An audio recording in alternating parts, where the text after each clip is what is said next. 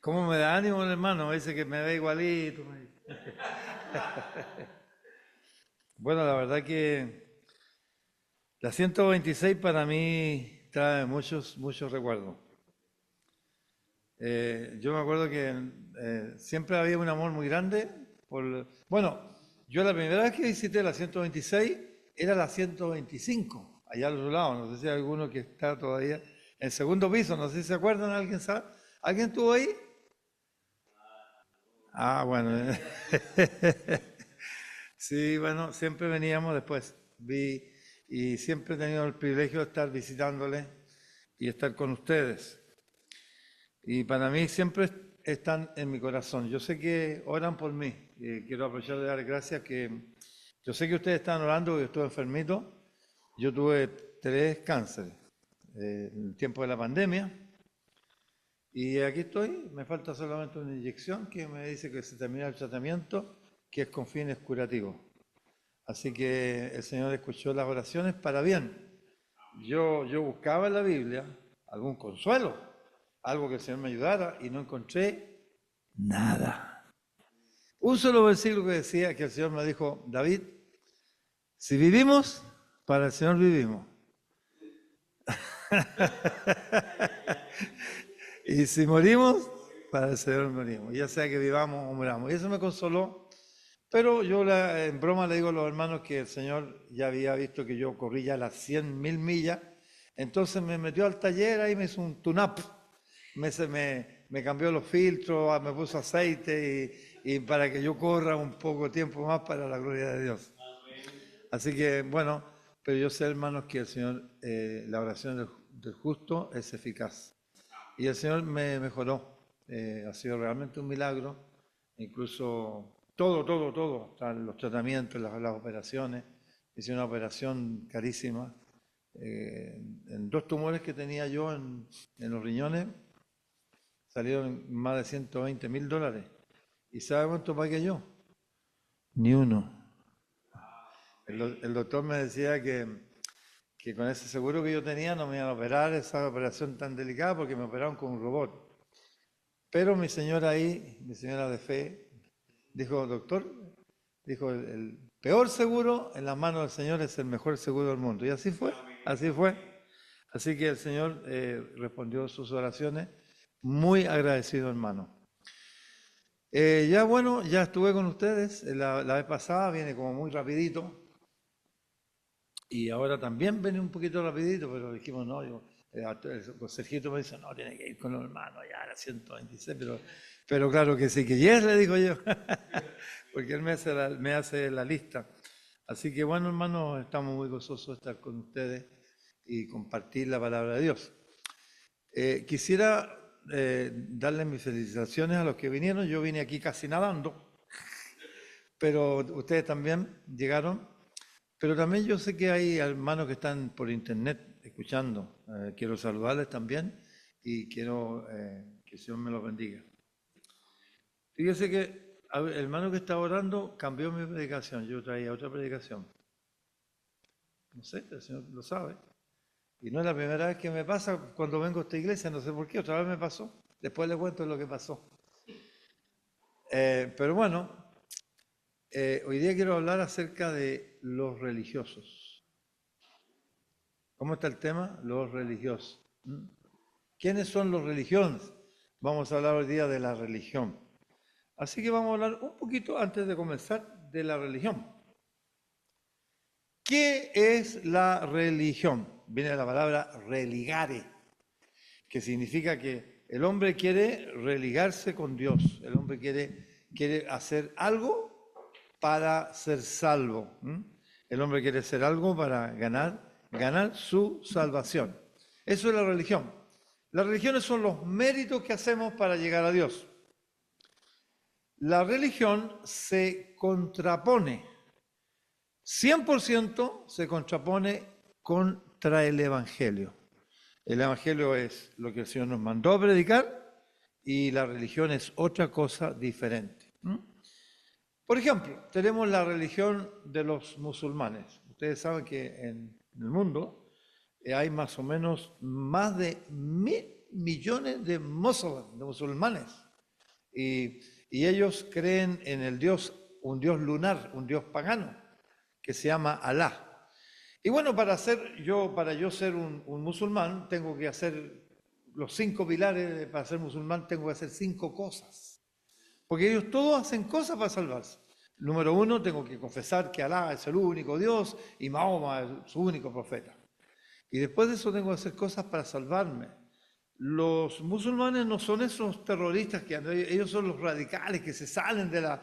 Pero la gran mayoría de los musulmanes son gente buena, son gente religiosa, que quieren salvarse, pero tristes, se quieren salvar por los propios méritos.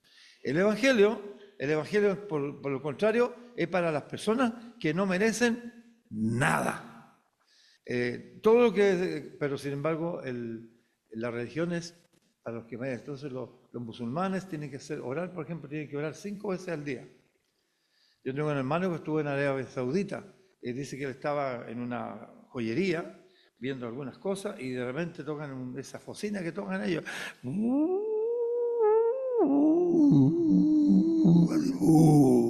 Y sale todo el mundo a la plaza y dice que hacen un show estos religiosos y se tiran de rodillas.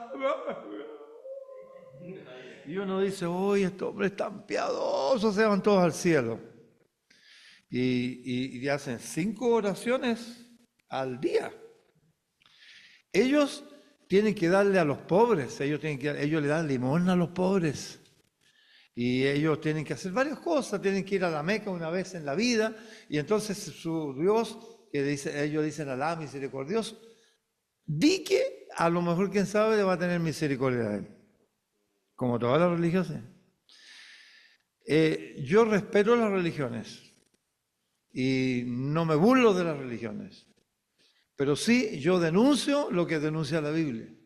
Por ejemplo, los católicos, que es una religión... Es la más grande del mundo. Hay más católicos que musulmanes en el mundo. ¿Qué tengo que hacer yo para ser católico? Bueno, varias cosas para salvarme. Primero, bautizarme. Me tienen que tirar agüita a los 8 días, creo, algo así.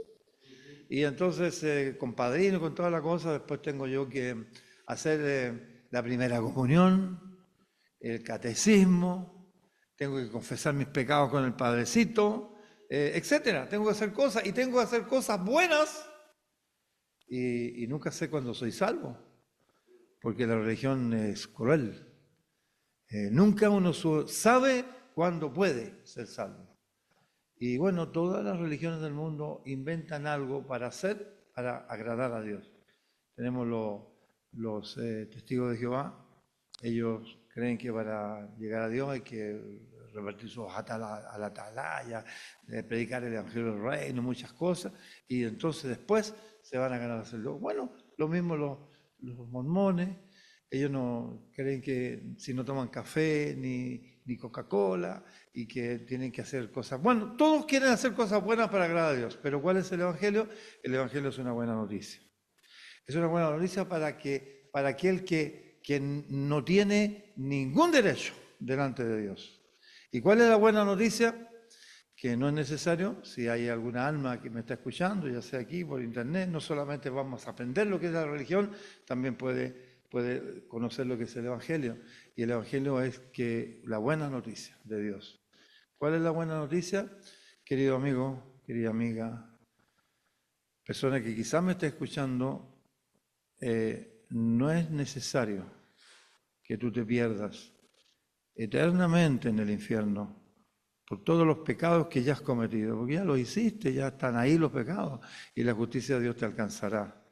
Y no es necesario que estés en el lugar eterno, donde el gusano nunca muere, donde el humo del tormento sube por los siglos de los siglos, donde no habrá reposo ni de día ni de noche. Dios quiere perdonar tus pecados sin que tú hagas nada. Lo único que Dios te pide es que tú creas que tus pecados son perdonados, que creas que Dios se hizo hombre y fue a una cruz con mucho amor por ti y pagó por todos tus pecados para perdonarte, para darte dignidad, para quedarte en la seguridad de la vida eterna, para darte gozo, paz que tú te mereces. Ese es el Evangelio. Ahora, vamos a ver un poquito más de la religión. Y vamos a ver un poquito, por ejemplo, vamos a capítulo 3 del Evangelio según San Juan. Y aquí tenemos un hombre de Dios, un gran hombre de Dios, que se llamaba Juan el Bautista. Juan el Bautista era un hombre que predicaba el Evangelio. Y lo que predicaba, lo más importante, ese fue un hombre que fue anunciado 700 años antes de nacer. Dios dijo que iba a venir delante de Jesucristo, delante del Cordero de Dios que quita el pecado del mundo, iba a venir alguien que iba a enderezar sus caminos. Y ese fue Juan el Bautista. Un hombre que desde el vientre de su madre ya estaba en el vientre de su mamá y fue lleno del Espíritu Santo cuando el Señor Jesucristo vino también en el vientre de María. Y ese hombre fue usado por Dios grandemente. Tuvo 30 años, Dios lo preparó para un ministerio de 6 meses que terminó con su cabeza degollado, muerto por Dios. Él fue, según el Señor Jesucristo, el hombre más grande que ha existido hasta ese entonces. Él dijo de los hombres nacidos de mujer, no ha habido uno más grande que Juan el Bautista. Ni Abraham, ni Moisés, ni Salomón, nadie se comparaba con Juan el Bautista, porque Juan el Bautista tenía el gran secreto del hombre de Dios. ¿Y cuál es su secreto? Es necesario que el Señor crezca y que yo mengüe. El apóstol Pablo también se la sabía. Él decía, con Cristo estoy juntamente crucificado, no ya vivo yo, no yo. Yo estoy cansado del David Roa, no yo, Cristo en mí.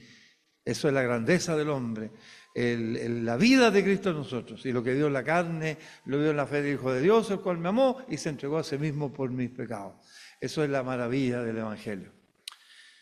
Juan el Bautista era un hombre muy espectacular, muy especial, era un hombre muy poderoso, tenía una palabra muy poderosa. Y vamos al capítulo primero, el versículo primero del capítulo 1, y aquí encontramos a Juan el Bautista predicando. Dice así la palabra del Señor, la predicación de Juan el Bautista. En aquellos días vino Juan el Bautista predicando en el desierto, en el desierto de Judea. Raro el púlpito que él tenía. Predicaba en el desierto de Judea. No tenía un púlpito como el que tenemos de nosotros. Y él era un hombre muy poderoso, diciendo que él decía,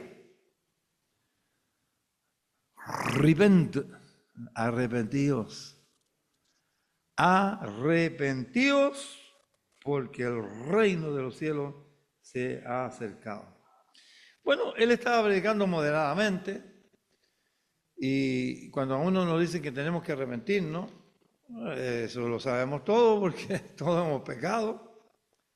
Y no hay gran problema que yo tengo que arrepentirme. Y él estaba predicando, pero con mucho poder, y la gente le escuchaba, ¿ya? Versículo 3 dice, pues este es de aquel de quien yo habló el profeta Isaías, cuando dijo, voz del que clama en el desierto, preparad el camino para el Señor. ¿Cómo se prepara el camino para el Señor? Para el Evangelio, que nosotros reconozcamos lo que somos, si entre gitanos no logramos la suerte, quién no ha mentido, quién no ha pecado, quién no ha tenido una impureza en su vida, quién no ha dicho una palabra sucia en su vida. ¿Por qué nosotros decimos palabras sucias? Bueno, la Biblia lo dice, ¿por qué? Porque de la abundancia del corazón habla la boca. Y si yo tengo mi corazón sucio, estoy clavando un clavo y me pego en el dedo, digo, mariposas, violetas, orquídeas y perfume de violeta. ¿Ah? ¿Qué es lo que sale del corazón del hombre? Palabras sucias, porque nuestro corazón es sucio. Entonces el hombre decía arrepentido, entonces todo hombre que tiene un buen sentido decía, bueno, me tengo que arrepentir, yo he pecado. Y ese hombre con tanta santidad, entonces miraba, no, yo me tengo que arrepentir. Entonces, él vino a preparar el camino. Y el Señor vino a buscar personas para salvarlas, enderezar sus sendas. Versículo 4. Juan estaba vestido de pelo de camello y tenía un cinto de cuero alrededor de sus lomos, y su comida era bien raro, ¿eh? Su comida era langostas y miel silvestre, un predicador muy peculiar, no tenía ni corbata, nada de eso, pero era un hombre muy santo, un instrumento de Dios, que llamaba a las almas a ser sinceros consigo mismo y saber que han pecado contra Dios, saber que Dios vino y que Dios busca personas pecadores para el arrepentimiento. Versículo 5 dice, y salía él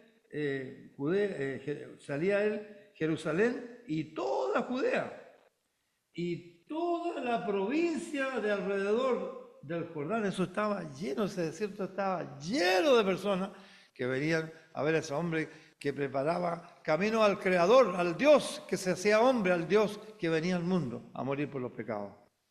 Y el versículo 6 dice, bueno, dice que él cuando estaba predicando, dice, y dice, cuando él bautizaba, dice, y todos eran bautizados por él, y dice, y confesando sus pecados. Qué hermoso cuando una persona reconoce lo que es.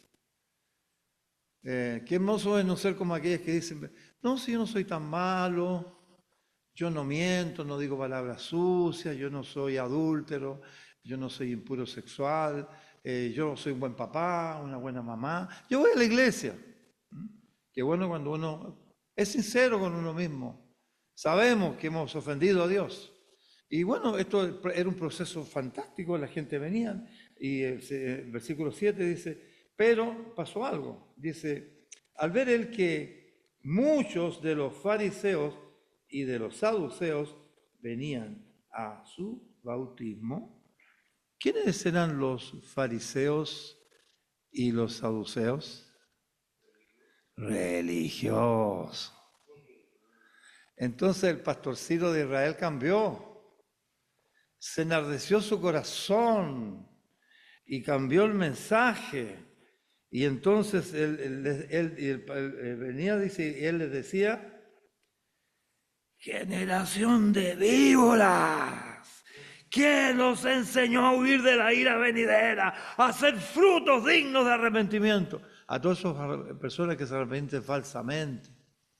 Muchos se arrepienten porque los pillan. Lo pillaron que estaba engañando a su mujer y la mujer lo va a divorciar y va a perder sus hijos. Y como saben cómo son las leyes, se tienen que salir de la casa y le quitan todo. Entonces, ay, mi amor, estoy tan arrepentido. Si yo te amo, tú sabes que yo te he amado toda la vida. Yo nunca, jamás te... Y bueno, y después está haciendo lo mismo. Eso no es arrepentimiento. El arrepentimiento es un cambio para la gloria de Dios. Es un cambio que el Señor hace en nuestros corazones. Y Él le decía a esa gente pero cuando estos vinieron, estos religiosos, que se creían tan buenones, que hacían tantas cosas para que Dios, como todos los religiosos del mundo, entonces él no, le dijo, esto no es así. Ustedes tienen que dar frutos dignos de arrepentimiento. Y entonces dice el versículo 9, dice, y no, bueno, a partir del versículo 20, del versículo 10, algo muy interesante, dice, y ya también, fíjese la predicación, ya también el hacha está puesta a la raíz del árbol. Y dice, todos los árboles que no den fruto será echado en el fuego. Y ahí está hablando del infierno, el fuego que nunca se apaga. ¿Por qué él predicaba tan violentamente?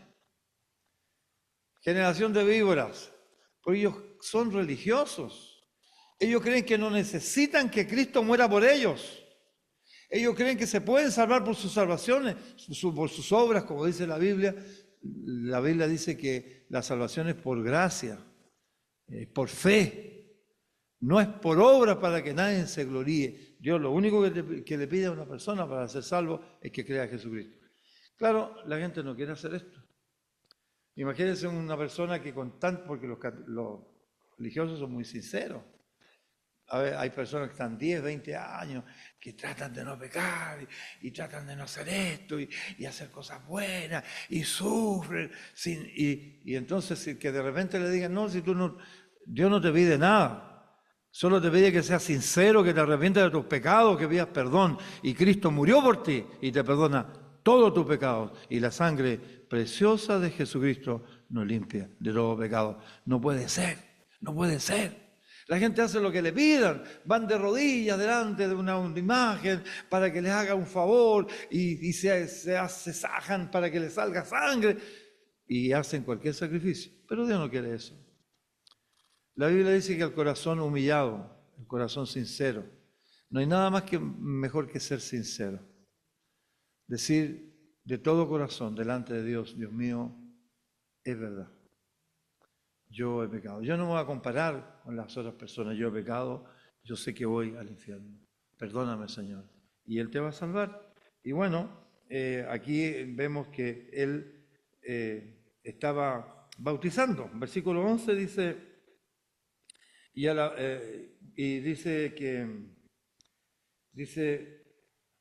yo, dice, a la verdad os bautizo con agua para arrepentimiento. La gente decía, yo me arrepiento, pido perdón, entonces se bautizaban y se identificaban como pecadores, arrepentidos, para dar frutos dignos de arrepentimiento. Dice, pero el que viene de detrás de mí, cuyo calzado yo no soy digno de llevar, dice, es más poderoso que yo, Él os bautizará en el Espíritu Santo y en fuego, hablando de que nos salva o nos manda al infierno eternamente. Él es el justo Hijo de Dios, el perdonador y el juez de la tierra. Versículo 12 dice, su aventador está en su mano. Y dice, y limpiará la era, y recogerá su trigo en el granero, y quemará la paja en fuego que nunca se apagará. El infierno. Qué sinceridad, qué honestidad. El que se arrepiente será como el fruto en el granero de Dios eternamente para la vida eterna, pero el que no será avasallado. Y bueno, y en todo esto, ya no sé, yo creo que ya estaba hirviendo ya el pobre Juan el Bautista al ver esa gente tan hipócrita que no necesitan a Dios, que tienen méritos, esos fariseos. Y entonces aparece el Señor. Y aparece el Señor Jesucristo ahí en ese momento, llega a Él. Y entonces dice el versículo 13, entonces Jesús vino de Galilea a Juan el Bautista para ser bautizado. Juan el Bautista se pone a pelear con él. No, tú no puedes, tú eres santo, tú eres limpio, tú eres puro. No, yo no te puedo bautizar, no te puedo bautizar. Pero él no se daba cuenta que el bautismo es una identificación. Esas personas que se bautizaban para arrepentimiento y se identificaban como pecadores arrepentidos. Y el Señor quiso, dice, deja que se cumpla toda su justicia, y Él se dejó que lo bautizara. ¿Qué hizo el Señor? El Señor se identificó con los pecadores. ¿Con quién se identifica Dios? ¿Pero con los pecadores nada más? No, arrepentidos. Muy bien, muy bien, muy bien.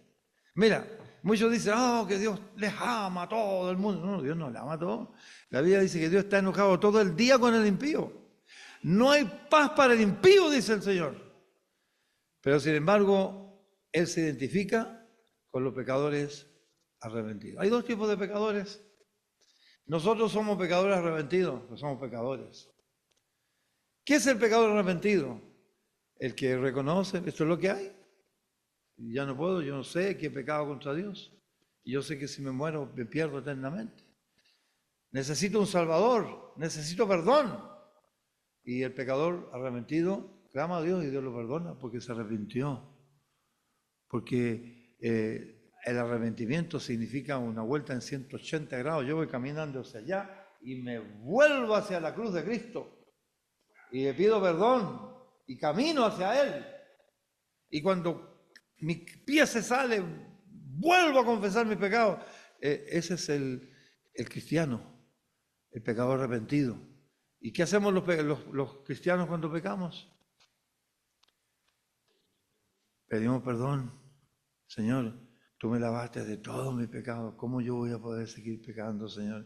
Me duele lo que tú pagaste por mí, Señor. Y el cristiano no practica el pecado, porque es pecador arrepentido, porque confiesa sus pecados. La confesión rompe la práctica del pecado. Pero hay pecadores que se dejan querer, que aman los deleites más que de Dios. Primero el Dios mamón del dinero y los placeres, y Dios no. Y no se arrepienten. Y no se arrepienten. Bueno, esas personas, el Señor no vino a identificarse con ellos. Por eso que Juan el Bautista dio tanto espacio para predicar acerca del arrepentimiento. Él vino, no hay evangelio, no hay perdón, no hay arrepentimiento, no hay nada si nosotros no reconocemos que nosotros hemos pecado. Y con esas personas el Señor se identifica. El Señor no vino a buscar justos, sino que vino a buscar pecadores arrepentidos al arrepentimiento. El Señor se bautizó y se identificó con todas esas personas que decíamos, ¿qué haremos, Juan? ¿Qué haremos? El que robaba nos sigue robando. El que extorsionaba nos sigue extorsionando. Dele al pobre, etc. Hay un cambio de vida que solamente Dios lo puede operar por el Evangelio del Señor Jesucristo. Y bueno, vamos ahora, como estamos aprendiendo de los religiosos, ya hemos aprendido la mera verdad. ¿Por qué Juan el Bautista, un predicador tan bonito, tan simpático ahí, tan amable, que arrepiéntanse, hombre? Y se encuentra con los fariseos y ese hombre, yo creo que le cambió la cara, se le caían los pelos, yo creo, porque ¿cómo tanta hipocresía? ¿Cómo yo puedo ganarme la salvación siendo un pecador impío? Que no me arrepiento de mis pecados. Entonces, vamos a ir ahora a Lucas y vamos a ver un poquito para ver qué es lo que pasa con los religiosos. Es interesante los que predicamos el Evangelio que entendamos de una vez por todas que el Evangelio es para los que no merecen nada. El Evangelio es por gracia. ¿Sabe lo que es la gracia? La gracia es que Dios no nos da lo que nosotros merecemos. Él nos da lo que no nos merecemos. Dios, en vez de darme el infierno, si yo me arrepiento y Cristo me perdona por su sangre, de mis pecados, Él me da el perdón. Él me da la vida eterna. Él me da vivir en el cielo eternamente. Él me da el ser uno con Cristo eternamente. Y Jesucristo nos guiará eternamente a la fuente de la agua de vida. Eso es el Evangelio de Dios y su grande misericordia. Pero no es para los buenitos. No es para los que quieren salvarse. No es para aquellas personas que, pero que yo trato de no ser esto, no ser aquello, porque yo sé que... No. El Evangelio es para los pecadores. Vamos al Evangelio según San Lucas, en el capítulo 18, y vamos a terminar con una parábola que nos va a dar grande enseñanza para los predicadores del Evangelio y para aquellos que no conocen al Señor todavía, que están confundidos. Entre tantas religiones ellos dirán, pero ¿quién tendrá la razón? ¿Serán los musulmanes? ¿Por qué tanta gente puede estar equivocada? ¿O serán estos o aquellos? Bueno, el Señor Jesucristo se levanta delante de todos ellos y Él le dice, yo soy el camino y la verdad y la vida. Queridos amigos, queridos hermanos, jóvenes, niños, la verdad es una persona, no es una religión de hombres. Esa verdad se llama Jesucristo. Y Él busca al pecador, pero busca al pecador arrepentido para perdonarlo y para honrarlo y darle vida eterna. Bien, vamos al capítulo y aquí vamos a ver los caballeros. Estos caballeros hacen estragos, ¿no? Estos señores hacen estragos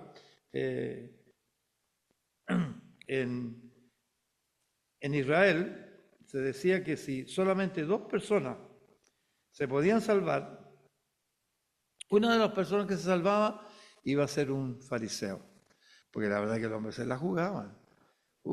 Dios dijo 10 mandamientos, ellos pusieron más. Habían 500 ordenanzas, ellos tenían más de 1000 mandamientos. Dios, tú te equivocaste, que nosotros somos santos, santos, santos. No, es verdad. Porque ellos eran tan buenos. Si uno tenía que salvar, tenía que ser un fariseo, decían la gente. Pero entonces el Señor dijo, bájense de ese barco, salgan de ese rol. La salvación no salva a nadie, solo Cristo puede salvar. Bueno, dice el versículo 9 del capítulo 18, a unos que se consideraban a sí mismos como justos, como buenos, ¿verdad? Y menospreciaban a los demás, dijo también esta parábola. ¿A quiénes le recibió esta parábola? ¿Ya? A uno que confiaban en sí mismo como justo. Esa es la confianza que tiene el religioso, en lo que él hace. Y desprecia lo que hizo su Creador por él. Desprecia esa muerte de amor de Cristo por sus pecados. Bueno, a estas personas que menospreciaban a los demás, dijo esta parábola. 2 hombres subieron al templo a orar. El uno era fariseo. Menos mal que no estaba Juan el Bautista por ahí. Uno era fariseo y el otro publicano. ¿Quién era un publicano? Un publicano era un ladrón. ¿Ustedes se acuerdan cuando el jefe de los publicanos se convirtió en el chiquitito Saqueo? Porque cuando uno se convierte en un cambio, entonces ese día que él recibió al Señor estaba tan gozoso y dijo, la mitad que tengo yo se lo doy a los pobres. Y si a alguien yo le he defraudado, ¿ya? Ellos robaban para el gobierno romano y para ellos también. Se lo devuelvo 4 veces, porque yo soy cambiado, tengo a Cristo en mi corazón, yo ya no soy un religioso. Y bueno, el versículo 11 dice, bueno, el fariseo estaba y el publicano. El publicano era una persona que no iba al templo, el publicano no guardaba los mandamientos, y los publicanos eran personas muy poco queridas. Eran despreciados por el pueblo por su conducta merecidamente y porque eran hombres completamente impíos que no buscaban. Ellos no iban al templo, ellos ni siquiera leían los mandamientos. Todo lo contrario de aquellos finos señores que también eran gobernantes y que eran los fariseos y los saduceos. Versículo 11 dice, el fariseo, puesto en pie, oraba consigo mismo de esta manera. Dios, te doy gracias porque no soy como los otros hombres ladrones, injustos, yo no soy adúltero, yo soy muy bueno. Ni aún dice como este publicano. Menospreciaba a ese hombre publicano porque era pecador. Y le dijo, Señor, por si acaso tú te has olvidado, yo ayuno 2 veces a la semana. En ninguna de las partes de tu ley dice que yo tenga que ayunar. Yo puse estos mandamientos porque te faltaban, parece, Señor. 2 veces a la semana. Fíjate que 8 veces al mes ayuno. Así le decía él a Dios. ¡Qué descarado! ¡Qué descarado! ¡Qué buenamente descarado! Dice, de ayuno 2 veces a la semana, doy diezmo de todo lo que gano. Ellos tomaban el comino y sacaban los granitos del comino, entonces ellos decían 1, 2, 3, 4, 10 granitos para Dios y 90 granitos para mí. Yo doy el diezmo de todo lo que gano, todo. Yo doy mi ofrenda, así que yo tengo que algo Dios tendrá conmigo por ahí, pues, ¿ya? Entonces, diezmo de todo lo que gano. Más el publicano, estando lejos, no quería ni aún alzar sus ojos al cielo, sino que se golpeaba el pecho diciendo, Dios, sé propicio a mí, pecador. Ese hombre dijo una oración de 6 palabras. Dios, sé propicio a mí, pecador.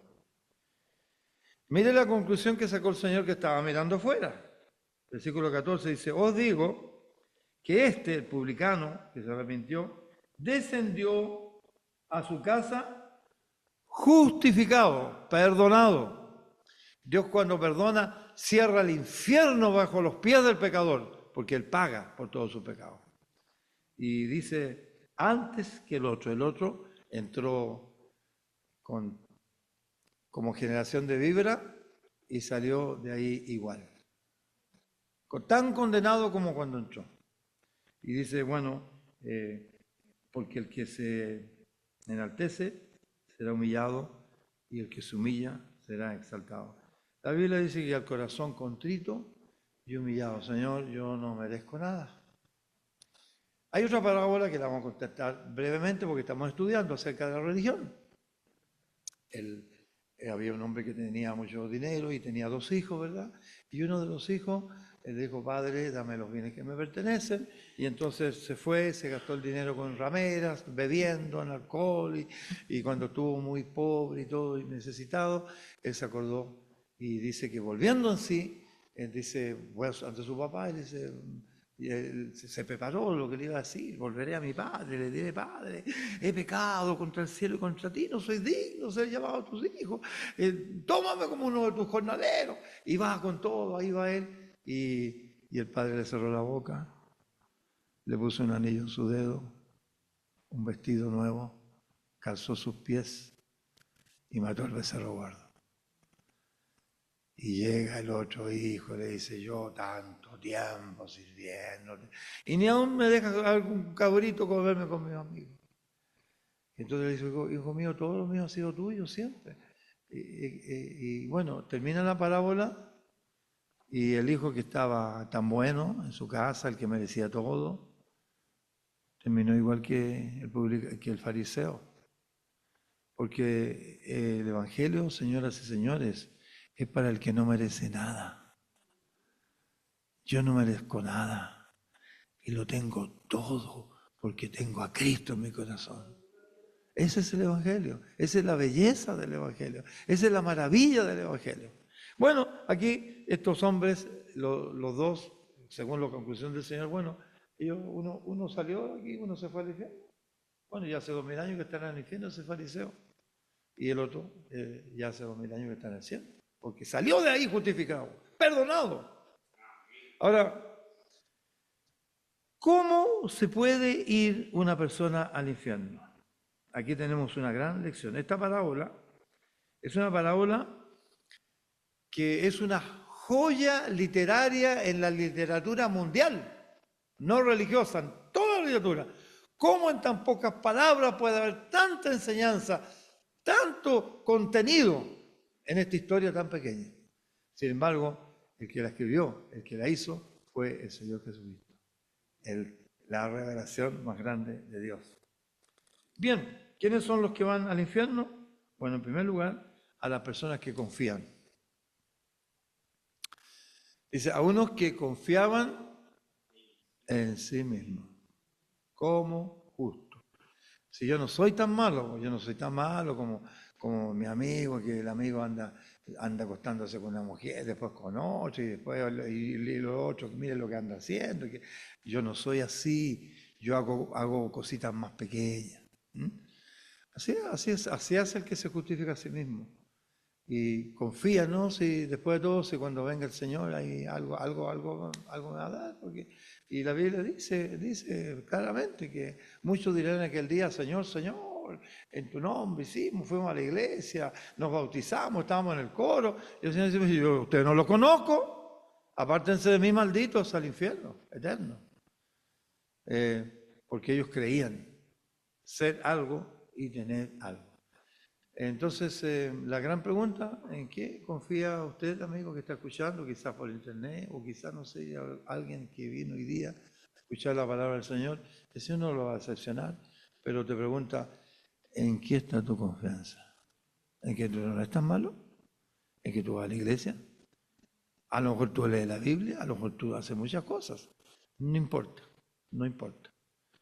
A los que confían en sí mismos y no confían en Jesucristo. ¿Se acuerdan cuando un hombre perdido se quiso matar porque se le habían arrancado los presos de la cárcel y se iba a matar? Y el apóstol Pablo dice, ¡no te mates! Y él dice, ¿pero qué haré para ser salvo? ¿Y qué le dice el apóstol Pablo? Mira, vamos a arreglar, vamos a hablar. No, le dice, cree en el Señor Jesucristo y serás salvo tú y tu casa. Ese es el Evangelio. Ese es el Evangelio glorioso de Dios. Y entonces nosotros los cristianos confiamos en el Señor. El Señor va delante de mí. Él me abrió los cielos y Él me ha dado la justicia divina y Él me ha dado la vida eterna. Yo confío en Jesucristo. Bueno, aquí este hombre confiaba en sí mismo. Esa gente se va al infierno confiando. No sé, algún otro confía, no sé, pues, yo confío mucho en mi papá que murió, porque yo le prendo velita al viejo, porque cada vez que tengo problemas, como que veo una lucecita y siento que me libra, me cuida mi papito. Él no sabe dónde está su papito. No sabe dónde está su papito. Y vamos por los caminos, encontramos lleno de velas y unas cruces así que están negras de tanto humo, de que pidiéndole cosas. ¿Dónde está tu confianza? ¿En el Dios verdadero que vino al mundo y murió por ti? ¿En el hombre perfecto que murió por ti? ¿O en qué está tu confianza?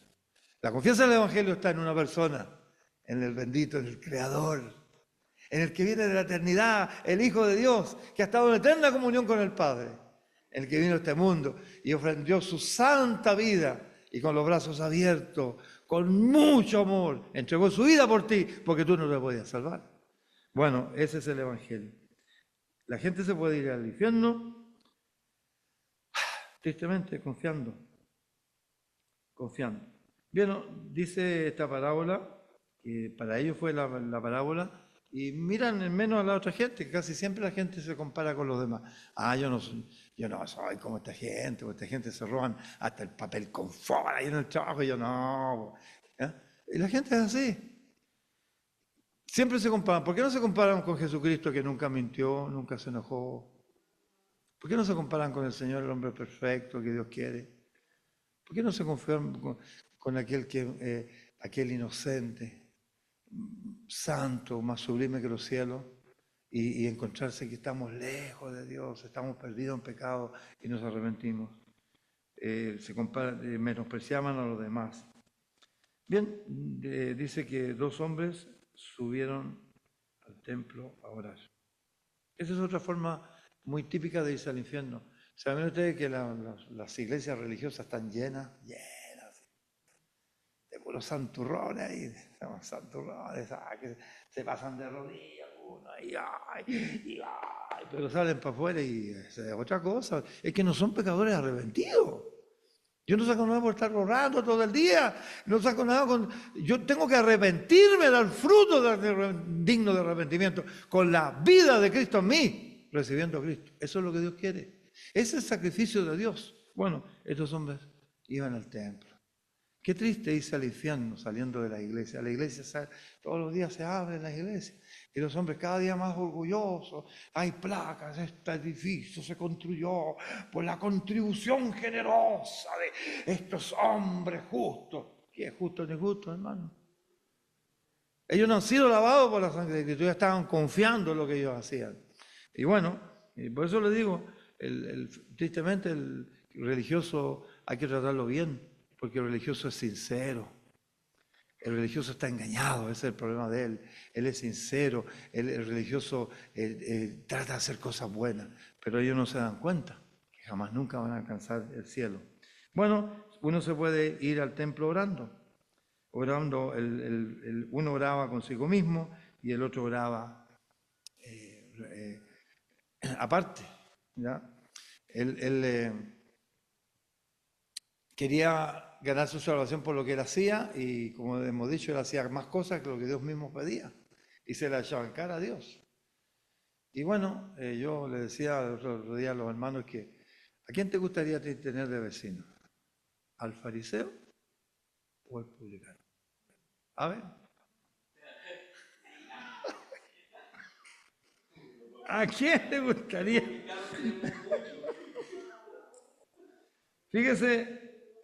Fíjese que el fariseo oraba consigo mismo de esta manera. Yo te doy gracias, ya, dice el fariseo, que no soy como los otros hombres. ¿Cómo eran los hombres? Ladrones, adúlteros, injustos. Bueno, yo prefiero, de vecino, prefiero al fariseo, ¿sí? Total, él no va a estar codiciando a mis hijas ni a mi señora, porque él no es adúltero, no es ladrón. Eso, bueno, no confiaría en él, pero diría, bueno, a lo mejor el publicano me va a entrar a robar a la noche. ¿Verdad? Bueno, vamos a ver ahora para terminar algo muy demasiado grandioso. Un hombre que no merecía nada. Caso perdido. Allá en Chile llega todos los años, llegaba antes de la pandemia un hermano de España a predicar a Chile y visitaba las iglesias, animaba a los hermanos, salía a repartir tratados. Y un día le dijimos, hermano, cuéntenos su testimonio. Dijo, bueno, yo era muy católico y yo era muy pecador. Dice que un día va y le cuenta al cura lo que él hacía. Y él decía, yo quiero que usted me eche el perdón. Y él le dijo, mira, le dijo, tú no te vas a salvar nunca, tú te vas al infierno. Con todos esos pecados que tú has hecho, dice, no, tú jamás te vas a salvar. Entonces el hombre decidió matarse. Dijo, si yo ya no tengo nada, no me va a perdonar, pobre ese era otro publicano. Entonces dice que allá en Barcelona hay una estatua que está Cristóbal Colón, que era grandísima, como de 4 pisos la estatua, donde está Cristóbal Colón apuntando a América, ¿eh? Ahí. Entonces él dice, aquí me mato, y se subió por la escala arriba, llegó al balcón arriba, y se iba a tirar, y dijo, no, no me voy a tirar, dijo, porque si me tiro, dice, voy a ensuciar todo esto aquí lleno de sangre, me voy a matar en la casa, dijo, ¿no? Se fue a la casa, y entonces esa noche se iba a cortar las venas. Entonces trataba de cortarse, pero no parece que estaba nervioso. Y entonces dijo, mañana me mato. Y se acostó y esa noche escuchó una voz que le decía, Trafalgar 9:40. Se despertó. Y clarito, Trafalgar 9:40. No. Trafalgar 9:40. Y miraba a todos lados, nadie estaba hablando. Y al otro día se levanta desesperado por tempranito, buscó la calle. Había una calle que se llama Trafalgar y buscó los números 9:40. Y decía, ¿dónde están 2 o 3 congregados en un nombre? Aquí estoy yo en medio de ellos, asamblea de nuestros hermanos. Y él entra a la iglesia y ese día no había reunión, entonces le dijeron que el jueves había una reunión, llegó el jueves. Y cuando el predicador le dijo que el Señor perdonaba todos los pecados, que no hay pecado más grande que la sangre de Cristo. Dice que él se arrodilló y le dijo, Señor, perdona todos mis pecados, yo necesitaba el perdón. Y él es un gran siervo de Dios ahora. Parece que está un poquito. Oren por él porque después de la pandemia no ha venido, quizás parece que está enfermito. Pero hermano, el publicano era un hombre que no merecía nada. Entonces él sabía, yo no merezco nada. Entonces él hace una oración de 5 palabras, 6 palabras. 6 palabras. ¿Cuánto necesita una persona para salvarse? Los teólogos nos dicen que tenemos que hacer tantos años de teología y tengo que cambiar, dejar el cigarrillo, dejar el alcohol, dejar las mujeres, la marihuana y después voy a la iglesia. Nunca va a dejar nada. El que practica el pecado es esclavo del pecado. Y venid conoceréis la verdad a Cristo y la verdad os hará libre, dice el Señor. Y bueno, él vino tal como estaba al Señor. Y le dijo, él se golpeó, dice que no quería levantar los ojos para arriba. El publicano seguramente estaba aquí en la cortina, y estaba la cortina, estaba en la cortina, estaba el trono de Dios, entonces estaba ahí orando. Me imagino que estaría arriba de la silla, orando. Y el otro me dice que estaba allá lejos. Yo no merezco nada. ¿Qué mereces tú, querido amigo, por todo lo que tú has hecho en tu vida? ¿Hay algo que pueda revertir esos pecados que tú has hecho? Esos pecados que tú honestamente reconoces que has pecado contra Dios Santo. ¿Qué puedes hacer tú? ¿Qué puedo hacer yo? Bueno, este hombre lo primero que habló con Dios. No fue a buscar una religión, no fue a hacer cosas buenas, él fue a buscar a Dios. Jesucristo es Dios que se hizo hombre y murió en la cruz por ti. Y entonces le dijo, Señor, dice Dios, sé propicio. Él sabía lo que significaba el propiciatorio. El propiciatorio era un lugar que estaba, un lugar santísimo, donde estaba Dios, habitaba Dios. En el templo entraba la nube, entraba el templo, la gloria estaba detrás de la cortina. Ahí estaba el Dios 3 veces santo. El hombre que entraba ahí moría, porque la santidad de Dios es perfecta, su justicia. Y bueno, ahí una vez al año entraba el sumo sacerdote con sangre y tiraba su sangre sobre el propiciatorio. Y él salía vivo de adentro y salía y le decía al pueblo: los pecados a Dios los ha cubierto. Por esa sangre, era una figura de la sangre preciosa de Cristo. En otras palabras, le estaba diciendo: Dios mío, esa ira que tú tienes contra mí, deténla. Cristo llevó toda la ira de Dios. Él nunca se quejó de nada, nada. Él lo azotaron, lo escupieron, le clavaron sus manos, sus pies, azotaron su espalda, dice, sobre mi espalda, araron los aradores y sacaban su piel y se le veían sus huesos en la espalda, y ahí estaba en la cruz, y él no se quejó. Pero cuando Dios cayó con toda su ira sobre él y Dios lo desamparó, él clamó: Dios mío, ¿por qué me has desamparado? Y él lo hizo para ampararte a ti, para llevar tu pecado. Mira lo que le dijo el publicano: Señor, y dice que se golpea el pecho. ¿Qué significa? Estoy arrepentido, Señor. Sé propicio a mi pecador. Y dice que ese hombre salió justificado aquel día. Dios lo perdonó. Fue cubierto por la sangre de Cristo. Dios lo salvó. Bueno, para terminar quisiera preguntar si hay alguna persona que cree que merece algo en su vida, que no necesita que Dios haya venido al mundo. Estamos celebrando la Navidad del niñito Dios. Él no es ningún niñito Dios, es el Dios como un bebé que vino al mundo a ser como nosotros, para morir como nosotros por nuestros pecados. Él le dijo: Señor, sé propicio a mi pecador. ¿Qué le dirías tú al Señor hoy día? Si por casualidad hubiera una persona aquí en el templo o en un local, en un lugar, escuchando este mensaje por Zoom, o lo escuche después, quizás algún día en YouTube, lo que sea, ¿qué tú le dirías a Dios? Le diría: Dios mío, ¿tú me podrías perdonar? ¿Crees tú que Él te puede perdonar?